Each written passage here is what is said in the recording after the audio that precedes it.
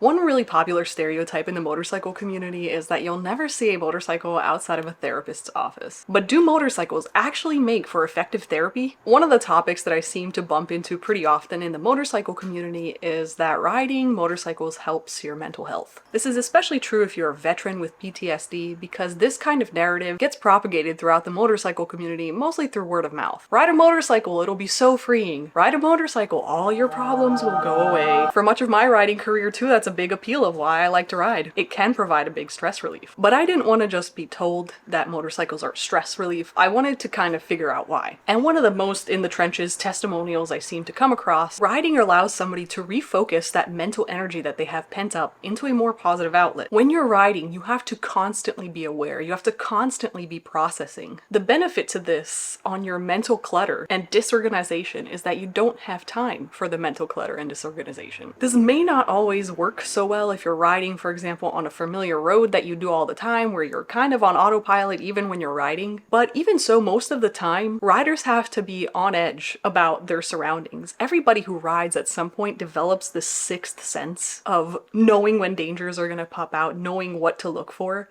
And that kind of constant scanning leaves no room in your brain for intrusive thoughts, pent-up energy, the stress back at home, the stress at work, the stress at school, the stress in your relationship, whatever it may be, you have to focus on the road. So I think when people say, oh, I like to ride motorcycle because it gives me a sense of freedom, that's what they're talking about. I think that sense of freedom is actually an overload of your brain not being able to process anything else other than riding. One of the interesting studies that I came across when I was doing some research for this video, and at first thought the results didn't make sense to me, but upon further inspection, they actually did. So this study came out of a university in Malaysia. They took 60 motorcycle riders, and they split the groups into 30 riders and 30 riders. These 30 riders had to take a cognitive test while listening to motorcycle sounds, and this group of riders took the same cognitive test but listening just to ambient lab noise. So they were the control group. The results showed that the control group did better on that cognitive test than the people that were listening to the motorcycle noises. So at first this didn't make sense to me because I thought, if you're a motorcycle rider, you probably enjoy the sounds of motorcycles. It would put you at ease, and maybe it would help you do better. But going back to that first point we were talking about, it makes more sense that the students who were exposed to motorcycle noises did worse. Like I mentioned, when you're on a motorcycle, you're laser focused on riding that motorcycle, and there's not much room in your brain for other intrusive thoughts. Your cognitive load is spent riding defensively and scanning for danger. So I think the students who listen to motorcycle noises maybe were in that state of mind where most of their cognitive load was being spent thinking about a motorcycle and not enough was left to actually focus on the test. But that's just my interpretation of it. To me, it kind of reiterates that motorcycles are this freeing experience. But that's kind of where the conversation stops in the motorcycle industry. You have a problem? Buy a motorcycle. Mental health issues, buy a motorcycle. It'll solve your problems. And it will for the hour that you're riding,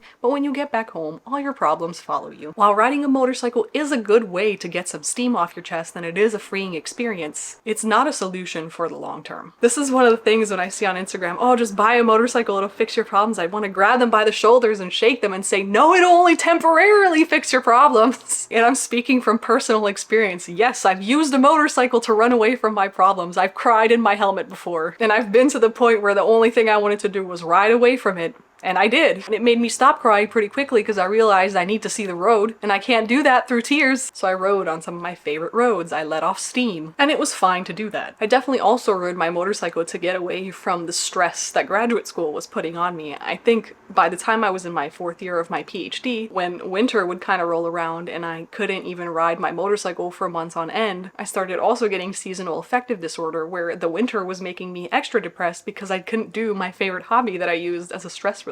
Maybe if you ride in a warmer region, this isn't the case, but up here in Pennsylvania, it was a very real thing. I had a sport bike and it wasn't really the type of motorcycle I wanted to go out into the freezing rain or cold or snow in. So I felt my stress rising and kind of falling into this depressive slump. And it got bad enough to the point where it did force me to seek out therapy because motorcycles weren't gonna cut it. I was against going to see somebody in office, and the thought of just sitting there in a chair face to face with a stranger and telling them all my life's problems seemed a little bit intimidating as the first step. And I thought that the online route would be more approachable, and it was. So I did see a therapist for about 8 or so sessions. I ended up getting a lot out of it, and she also guided me through exercises to help me figure out my values in life and my values in a partner. She told me about about different ways to deal with graduate school stress and what I could do to be more focused. That's why, as one rider to another, I want to introduce the sponsor of today's video, BetterHelp. I've been through moments where I just wanted to talk to somebody, but I didn't want to burden my friends or family, and that's where therapy comes in. It's been a huge help to be able to talk to somebody who's trained to listen to you without judgment. BetterHelp connects you with a therapist who's here to listen and offer unbiased advice. The process is simple. You just go to their site and use my link, betterhelp.com/LaliRides, answer a few questions, and usually within 48 hours, you're matched with a therapist who understands what you're going through. Whether you're more comfortable with a phone call, a video call, or just messaging, BetterHelp makes it easy to get the support you need, all from the comfort of your own home. So if you're ready to take that step, visit betterhelp.com/LaliRides or choose Lali during sign up to get a special discount on your first month. One thing I forgot to mention about this study, and I think the results would be interesting to see, is that I would have loved to see them do the same test on a group of 60 people, but people that had never gotten on a motorcycle before, either as passengers or as riders, no exposure to motorcycle riding whatsoever, and do the same test and see if motorcycle noises distract them. It's possible that they maybe wouldn't have done as bad on these tests because they're not used to the mentality that if you hear motorcycle noises, it means you're focusing on the road. So maybe they would have done just as equally well as the control group that was exposed to ambient noise. Who knows? Now that I'm thinking about it, I probably have it within my power to do that study on my own as an independent researcher.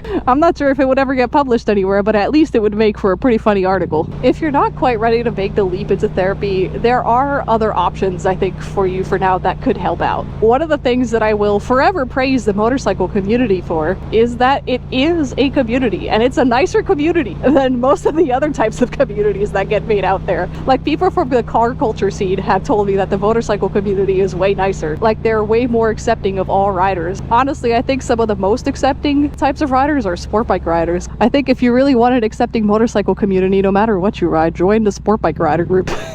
They may be a little crazy, but they probably will love you for riding anyway. Along these lines, I often get comments, like just recently somebody emailed me. It was a new rider just starting out, and she wanted to know, like, where do I find people to ride with? And that's a very valid question. At first you get into this and you have no idea. It really can be therapeutic to have a group of people that do the same thing you do, because you can make friends within that group of people and then talk to somebody. Even if you're scared of talking to a therapist at first, maybe you do want to just talk to a friend. And one of the good ways to make friends is to go to bike night. You can find bike nights pretty much by going to whatever the local dealership in your area is. Like, go to the biggest one and ask if they do bike nights. Cycle Gears are located across the country and they have regular bike nights. They just had one the other day, so I know for sure Cycle Gear does them. They often announce them on their Instagram page. You can follow them, but they're not the only one. For example, in my area, the local Harley dealership does bike nights. During the summer, they have bike nights about once a month, every Thursday, and that's where I met one of my good friends now, Edgar. In fact, I got it on video the first time I met Edgar, and we're really good friends to this day. And you just really need to make like one person as a friend. That person will introduce you to other people in the community, and it'll just slowly start growing. And I think being around a group of friends, having someone to talk to, even the context of motorcycles, you can breach other topics with them later, but it's helpful. We seek out the company of others, but